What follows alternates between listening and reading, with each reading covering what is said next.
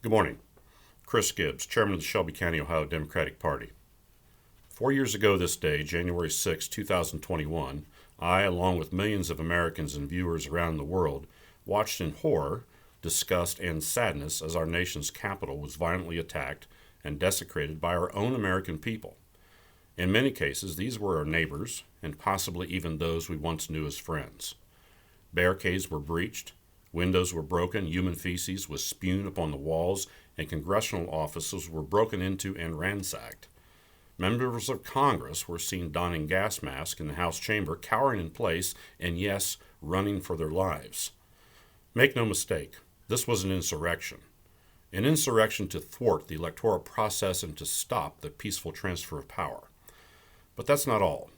The worst of the violence was reserved for our Capitol Police, law enforcement, who were pushed, shoved to the ground, pepper sprayed, and yes, even beaten with poles flying the American flag, the same flag that those officers swore an oath to protect. These images were not illusions. They were real. Remember them.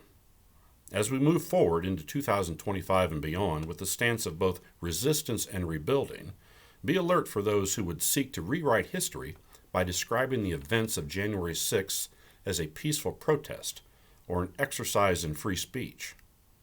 Beware of those who would deflect by promoting conspiracy theories of a created chaos. Beware of those who would pardon or afford clemency for or celebrate insurrectionists who were charged, tried, and convicted of crimes in our courts of law in our United States of America. Resist. Resist the rhetoric of those who seek to use the passage of time to rewrite the facts of the day to elevate their own agenda.